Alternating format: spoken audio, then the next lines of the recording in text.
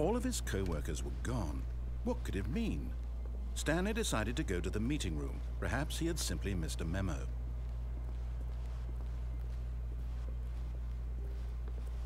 When Stanley came to a set of 2 open doors, he entered the door on his left.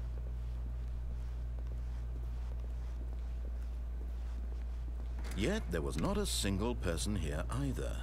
Feeling a wave of disbelief, Stanley decided to go up to his boss's office, hoping he might find an answer there. These slides are too real, yo.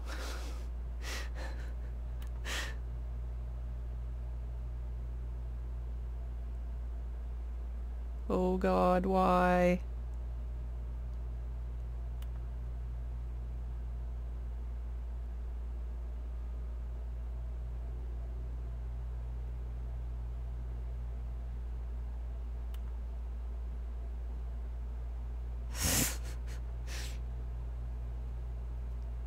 Stanley just stood there doing nothing at all. He seems to think I have nothing better to do with my time than to sit around and describe every fascinating little detail of his inability to do anything.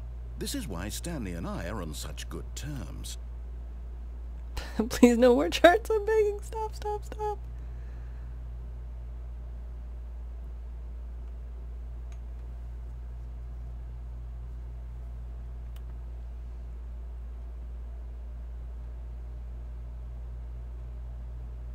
What the heck, man? What are your dreams for the future? Such wow. Comatose.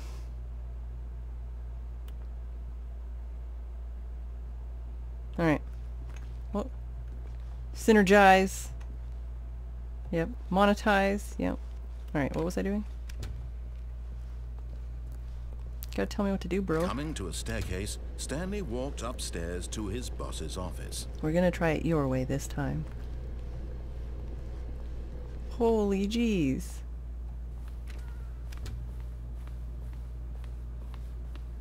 Stepping into his manager's office, Stanley was once again stunned to discover not an indication of any human life. Shocked, unraveled, Stanley wondered in disbelief who orchestrated this. What dark secret was being held from him? What he could not have known was that the keypad behind the boss's desk guarded the terrible truth that his boss had been keeping from him. And so the boss had assigned it an extra secret PIN number, 2845. But of course, yet incredibly, by simply pushing random buttons on the keypad, Stanley happened to input the correct code by sheer luck. Amazing. He stepped into the newly opened passageway.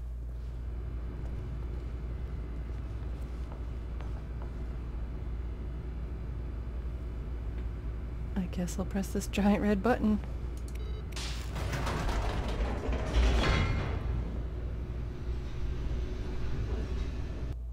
Descending deeper into the building, Stanley realized he felt a bit peculiar. It was a stirring of emotion in his chest, as though he felt more free to think for himself, to question the nature of his job. Why did he feel this now, when for years it had never occurred to him? This question would not go unanswered for long.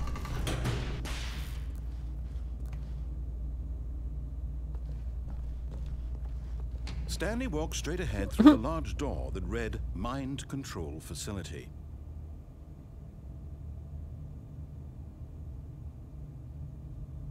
I'm trying to follow your directions, bro, but escape looks really tempting right now. Alright, we'll do it your way this time.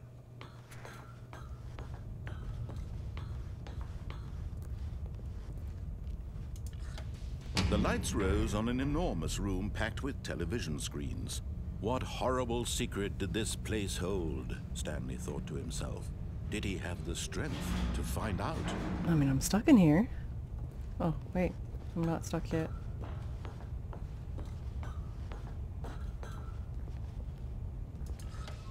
Now the monitors jumped to life, their true nature revealed.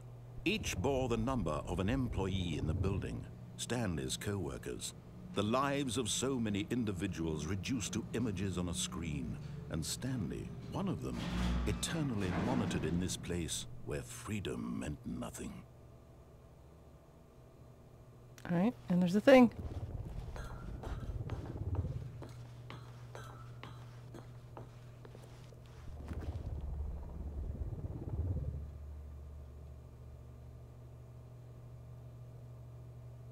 What's that blue one say? This mind control facility, it was too horrible to believe. It couldn't be true. Had Stanley really been under someone's control all this time? Was this the only reason he was happy with his boring job? That his emotions had been manipulated to accept it blindly? No, he refused to believe it. He couldn't accept it. His own life in someone else's control? Never! It was unthinkable. Wasn't it? Was it even possible? Had he truly spent his entire life utterly blind to the world? But here was the proof. The heart of the operation. Controls labeled with emotions. Happy, or sad, or content.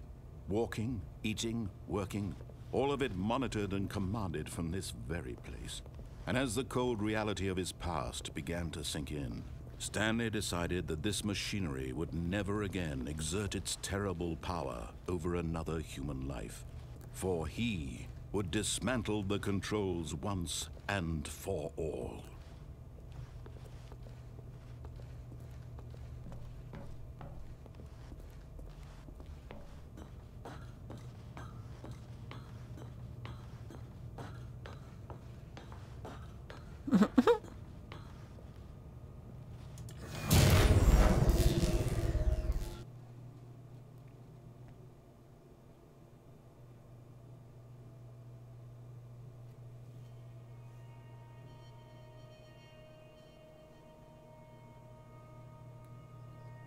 Blackness, and a rising chill of uncertainty. Was it over? Yes. He had won. He had defeated the machine, unshackled himself from someone else's command. Freedom was mere moments away, and yet still lay unsolved. Where had his co-workers gone? How had he been freed from the machine's grasp? What other mysteries did this strange building hold? But as sunlight streamed into the chamber, he realized none of this mattered to him. For it was not knowledge or even power that he had been seeking, but happiness. Perhaps his goal had not been to understand, but to let go. No longer would anyone tell him where to go, what to do, or how to feel. Whatever life he lives, it will be his. And that was all he needed to know. It was perhaps the only thing worth knowing. Stanley stepped through the open door.